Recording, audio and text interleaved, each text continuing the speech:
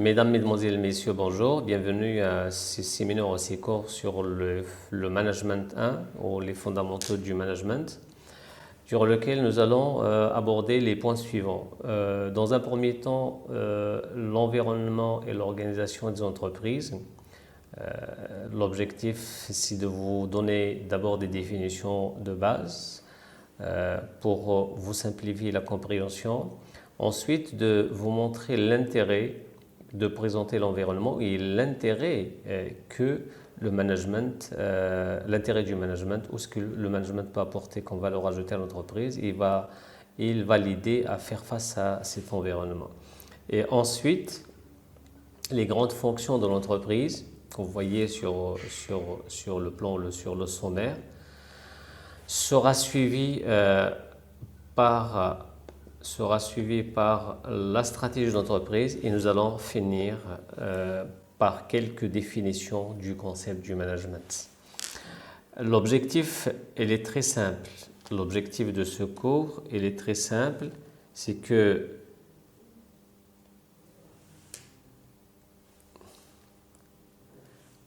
on va parler de l'environnement. D'abord, c'est quoi l'environnement? Quelles sont les composantes principales de cet environnement dans lequel évoluent les entreprises? La présentation de l'environnement sous forme de dimensions va vous permettre de comprendre comment l'environnement exerce une influence, une pression sur l'entreprise. Et pour pouvoir comprendre cette pression et cette influence, eh bien, il faut comprendre l'entreprise à travers ses dimensions. L'entreprise également sera présentée, une fois définie bien entendu, sous forme de composantes, dont l'une des composantes principales, c'est l'organisation des entreprises, donc l'aspect organisationnel qui va nous amener à parler des structures de l'entreprise.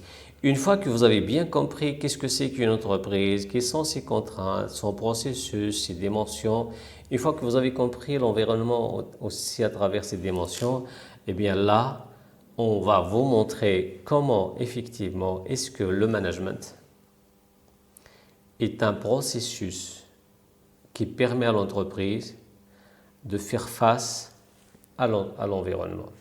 Et non seulement qui permet à l'entreprise de faire face à l'environnement, mais vous allez surtout comprendre comment l'environnement influence l'entreprise et comment l'entreprise doit faire face à cet environnement.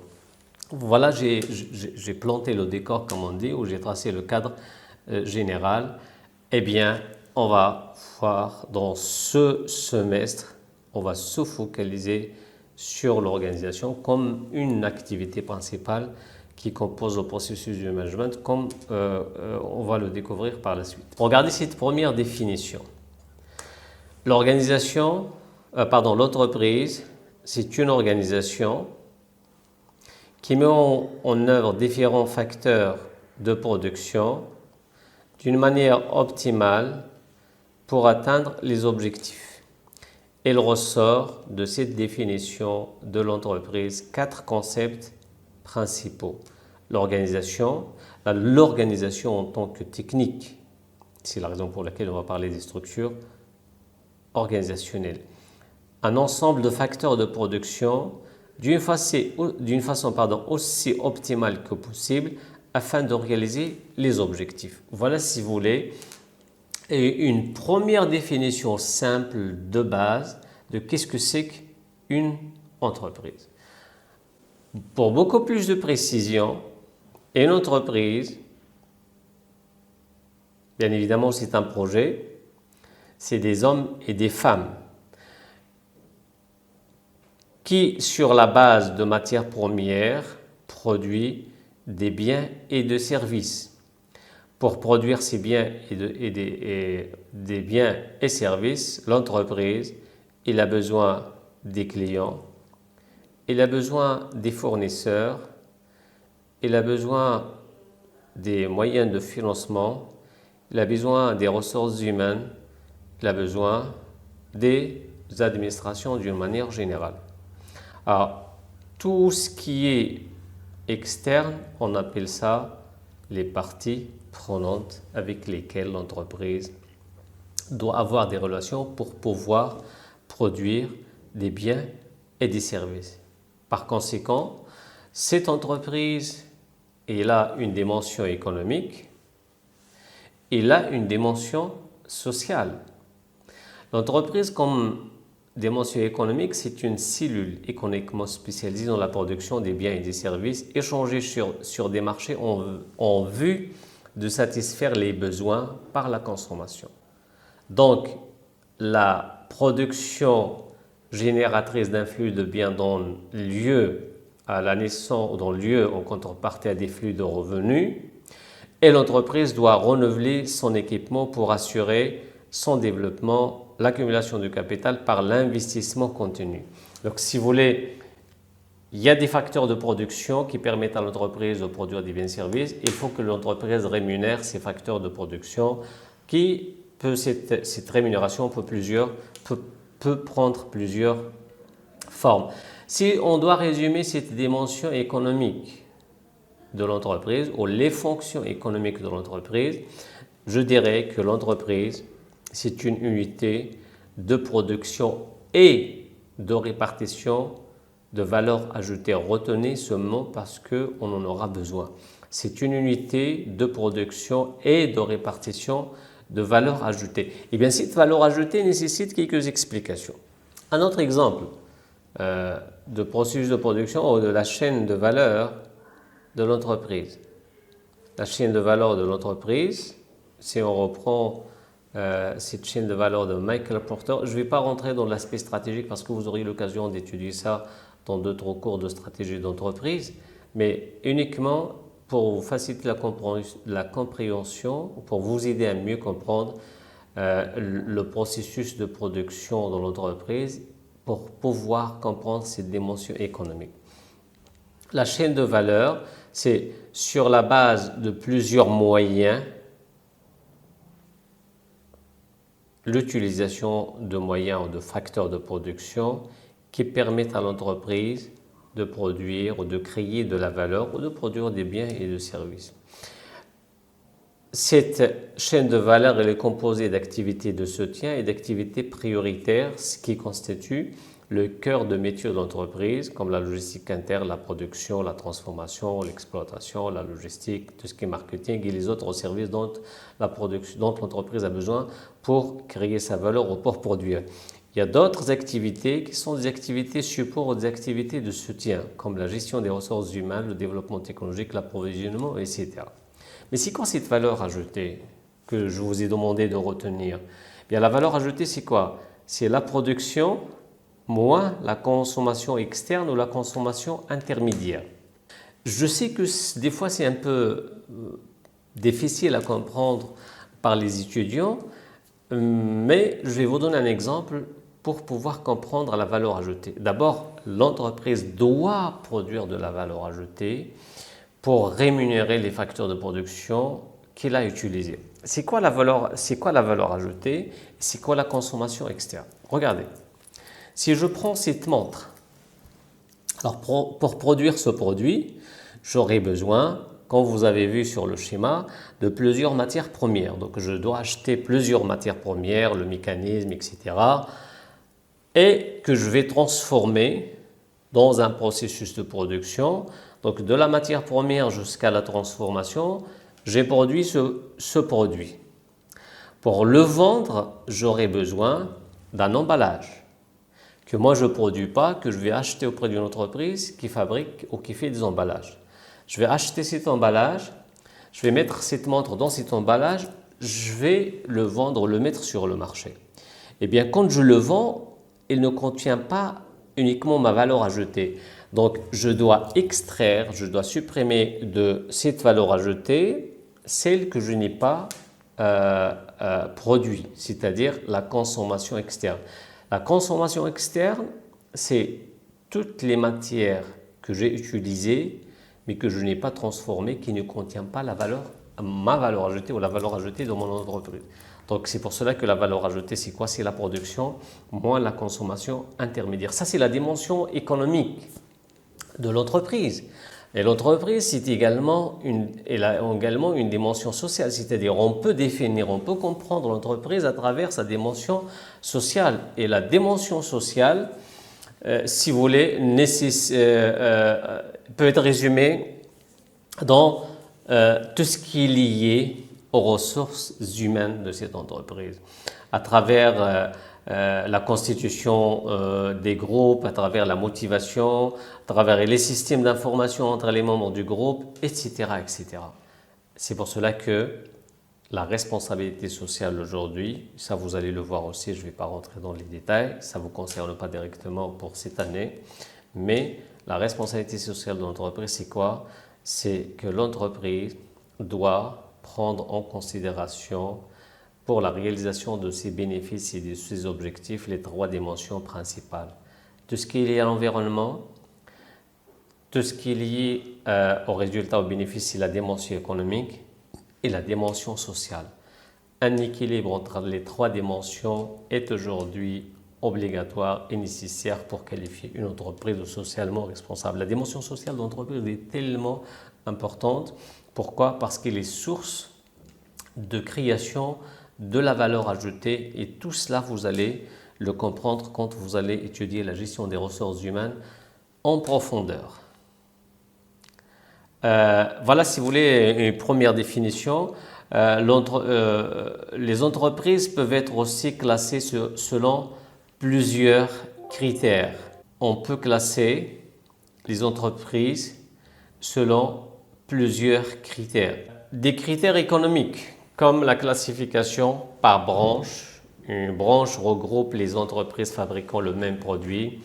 Et là, on peut avoir des entreprises agricoles, des entreprises de l'industrie agroalimentaire, l'industrie de biens intermédiaires, les biens d'équipement, le matériel de transport, etc., etc. Soit on peut avoir une classification par secteur d'activité. Et là, on va avoir des secteurs primaires, comme l'agriculture, les mines et la pêche, le secteur secondaire, comme le bâtiment et l'industrie, et le secteur tertiaire, c'est le secteur des services. On peut également avoir comme critère de classification des entreprises la classification par filière. Et là, la notion de filière est utilisée en économie industrielle pour désigner un enchaînement d'activités qui aboutissent à la mise à disposition d'un produit industriel ou de consommation finale. Une filière peut aller de l'extraction de la matière première jusqu'à la distribution consommateur. Donc, exemple, la filière de textile. On peut avoir également un classement des entreprises sur la base du critère de la taille. Et là, on peut avoir les grandes entreprises, les petites entreprises, les moyennes entreprises, les TPO, les très petites entreprises. Là, en fait, les chiffres aussi, la taille diffère d'un pays à un autre. La très petite entreprise, en général, c'est moins de 10 ou de 9 salariés. La petite entreprise est entre 10 et 49 salariés. La moyenne entreprise, c'est entre 50 et 499 salariés. Et au-delà de 500 salariés, on peut qualifier l'entreprise comme étant une entreprise de grande taille. Qu'on peut avoir également en termes de classification des entreprises, la classification sur la base des critères juridiques ou sur la base de l'aspect juridique. Et là, on fait la distinction entre le secteur public et le secteur public, il comprend 2 catégories. Les sociétés publiques, qui sont des sociétés qui bénéficient de la personnalité morale et dont l'État détient le capital, la totalité du capital, au Maroc comme la RAM, l'ONCF, et les sociétés semi-publiques où il y a une participation de l'État au capital, mais aussi il y a la participation d'autres entreprises privées. Le secteur privé peut, d'abord c'est la société dont le capital est totalement détenu par le privé, par les personnes, que ce soit physiques ou morales. Et là, on peut avoir plusieurs types ou plusieurs classifications comme les sociétés de capitaux, les sociétés anonymes, les sociétés à responsabilité limitée, etc., etc. Voilà, si vous voulez, quelques critères de classification des entreprises. C'est très important de connaître ces critères de classification et de connaître aussi le type de ces entreprises. Alors, après la définition de l'entreprise à travers sa dimension économique, sa dimension sociale, et bien évidemment, sa chaîne de valeur et son processus de production et la création de la valeur ajoutée, nous allons passer à l'analyse de l'environnement en respectant le schéma que je vous ai présenté tout à l'heure. D'abord, l'objectif de l'environnement, c'est de vous faire comprendre que l'environnement exerce une pression et un impact très fort sur le fonctionnement des entreprises. Mais ce qui nous intéresse, ce n'est pas de savoir ça parce que c'est devenu une évidence, mais peut-être ce qui est beaucoup plus intéressant, c'est le comment. Et pour comprendre comment l'évolution de l'environnement pousse les entreprises à réagir, on doit présenter l'environnement selon ses dimensions. Et avant d'aller dans les dimensions de l'environnement, j'aimerais bien attirer votre attention sur deux types d'environnement, le micro-environnement et le macro-environnement. Alors, le micro-environnement, d'une manière très simple, c'est l'environnement quand il change, l'entreprise doit réagir vite. Plus il réagit, plus il va gagner. Et le macro-environnement, c'est l'environnement quand il change, l'effet sur le fonctionnement de l'entreprise, il n'est pas direct, il est indirect. Ça veut dire que l'entreprise aura en moins qu'un peu de temps pour pouvoir préparer sa réaction. Voilà déjà deux types d'environnement que nous allons distinguer dans l'analyse. Pour le comprendre, nous allons présenter l'environnement selon plusieurs dimensions, comme ce qu'on a fait pour l'entreprise. La dimension politique, la dimension économique, la dimension socio-culturelle et la dimension technologique. Alors, le micro-environnement, c'est l'environnement, comme je viens de dire, restreint, réduit et interne, dont l'effet il est direct, l'impact il est direct. Et le macro-environnement, c'est l'environnement global qui exerce un effet indirect sur le fonctionnement de l'entreprise, comme vous voyez sur le schéma suivant. Alors, la dimension économique de l'environnement, ça c'est que des exemples, hein, c'est que quelques exemples. Cette liste que je vous ai présentée n'est pas une liste exhaustive. On peut comprendre la dimension économique de l'environnement à travers l'analyse de la concurrence, à travers par exemple les accords commerciaux, les traités internationaux qui ont une relation directe avec l'activité économique. Et l'environnement socioculturel, c'est tout ce qui est lié à la culture nationale, les tendances démographiques par exemple. Aussi, c'est un très bon indicateur pour parler de cette dimension de l'environnement. Tout simplement, quand il y a un changement au niveau de l'une de ces dimensions, l'effet, bien évidemment, il est très rapidement ressenti au niveau de l'entreprise et par conséquent, ça nécessite, ça demande de la part de l'entreprise une réaction. C'est vrai qu'aujourd'hui, les entreprises ne doivent plus attendre jusqu'à ce que l'environnement change pour qu'elles cherchent des solutions. L'entreprise doit adapter un mode d'adaptation aussi contenu que possible. Ça veut dire quoi? Ça veut dire tout simplement que l'entreprise doit prévoir non seulement le changement de l'environnement, c'est une évidence comme je disais tout à l'heure, mais l'entreprise doit prévoir et le changement et sa façon de réaction ou sa manière de réagir face à ces évolutions de l'environnement, même si nous vivons aujourd'hui dans un environnement qui change d'une manière continuelle, d'une manière très rapide. La dimension politique, c'est tout ce qui est lié aux décisions politiques au niveau d'un marché, au niveau d'un État, au niveau d'un pays. Et la dimension technologique, je dirais, c'est tout ce qui est lié à l'environnement technologique, c'est tout ce qui est lié à l'innovation d'une manière générale, bien évidemment, l'innovation technologique. L'analyse, c'est quoi? Ou l'objectif de l'analyse, c'est quoi? C'est qu'il faut déterminer les facteurs pertinents dans chaque sous-ensemble pour pouvoir évaluer l'effet que ce changement peut exercer sur l'entreprise. Et cette analyse des sous-composantes ou des sous-facteurs qualifiés de pertinents permettra bien évidemment à l'entreprise d'élaborer une stratégie, une approche managériale appropriée. Regardez, on commence à travers cette analyse, on commence à parler des approches managériales. C'est justement l'un des objectifs de ce cours, c'est, in fine, vous devez comprendre que le management comme processus, c'est un ensemble de techniques et d'outils et d'activités et de pratiques qui va permettre globalement à une entreprise de développer une grande capacité pour faire face à l'évolution de l'environnement, une évolution continuelle et très rapide et qui change de temps à l'autre.